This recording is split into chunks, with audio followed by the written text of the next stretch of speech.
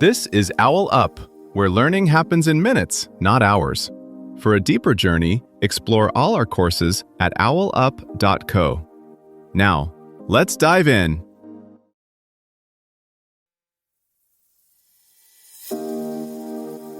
Welcome to Chapter 1 of Energy Management, where we're diving into why your color-coded calendar and productivity apps aren't actually making you more productive. We'll explore what's really broken about traditional time management and why managing your energy instead might be the game changer you've been looking for. Let's get into it.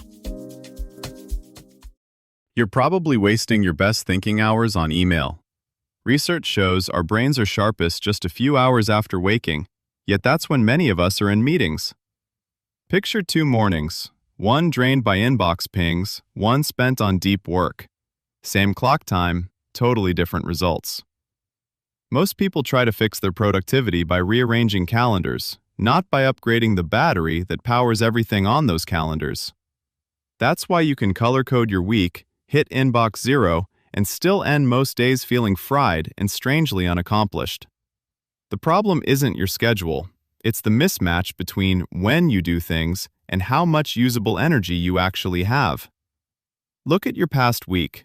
How many hours were technically available, yet you were mentally lagging at 40% capacity?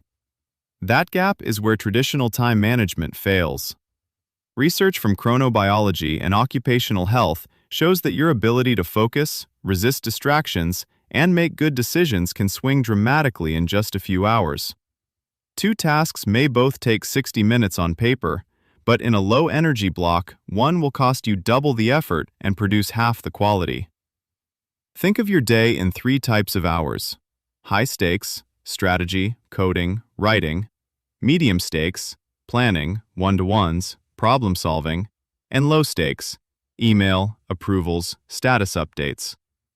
In a typical 9 to 6 day, you might only get 2 to 3 genuinely high-stakes hours, 3 to 4 medium, and the rest low.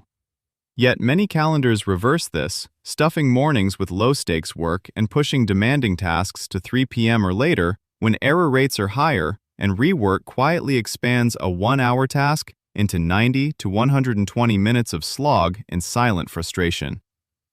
Energy management corrects that mismatch.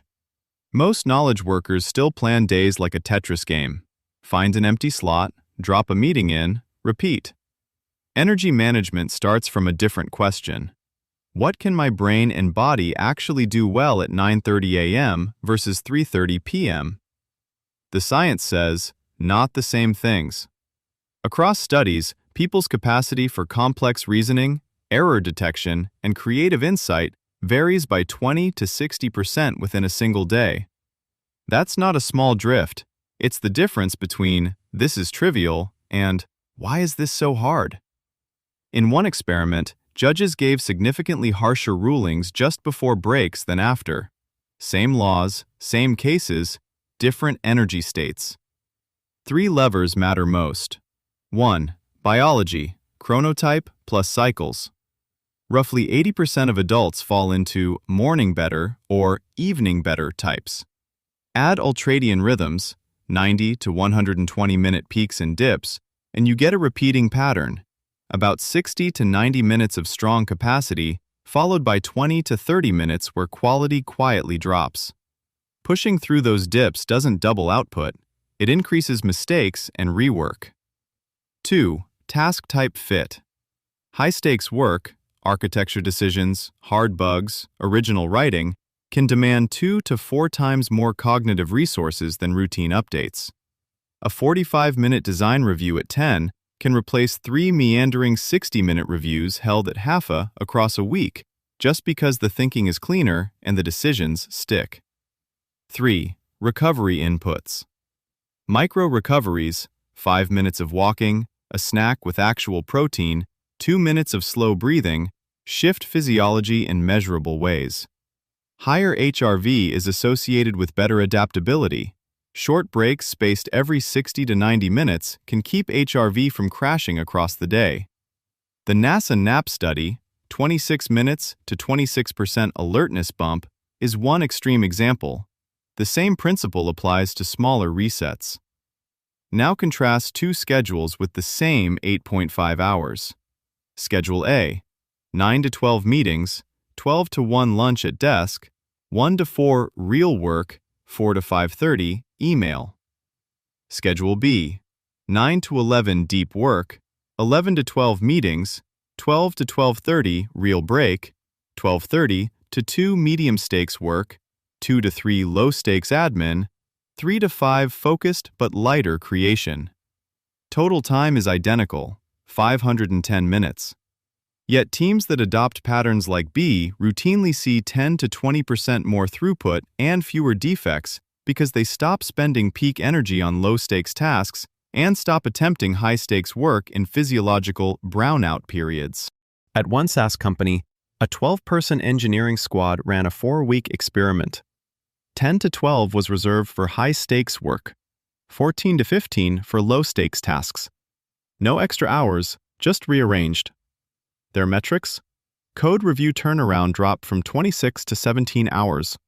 Defect density in new features fell 18%, and weekend Slack messages declined by 32%. Same team, same projects, different energy matching. You can run a lighter version solo. For 5 consecutive workdays, block a single 90-minute window when you suspect you're most mentally effective. Protect it from meetings and notifications, and assign exactly one demanding task that normally stretches across half a day. Track 1. Actual minutes to finish. 2. Number of context switches. 3. Quality issues you find in review. Then schedule a similar task in a known slump window and compare. Many people discover a 90-minute high-energy block beats 180 minutes of scattered effort. Within 3 to 5 years, expect energy calendars to sit alongside your usual schedule. Wearables will flag red, yellow, and green zones based on sleep debt, HRV, and workload, then suggest specific blocks. 9:40 to 11:10 for coding, 14:20 to 14:35 for recovery. Early pilots in 2 European banks showed error rates dropping 17% when traders followed similar guidance. Your edge won't be working more hours, but deploying your sharpest 120 minutes where they change results most. Treat this as an ongoing systems upgrade, not a one-week hack. Over the next 30 days, test just 2 changes. Move one complex task into your best 90-minute window and insert a 5 to 10-minute reset before your worst slump. If, after 4 weeks, your error rate isn't down 10%, or your output per hour up 5%, adjust and retest. Don't abandon the experiment. Start with this tiny habit. When you glance at your to-do list in the morning, put a tiny lightning bolt next to just one task that feels energizing instead of important. Then, spend exactly 3 minutes working on just the first microstep of that energizing task, like opening the doc, outlining 2 bullet points, or sending 1 email, before touching anything urgent. After those 3 minutes, you're free to go back to your regular schedule. No guilt, no pressure. This was OwlUp, your daily step forward. To keep learning with structured courses and more insights, go to owlup.co. Until tomorrow!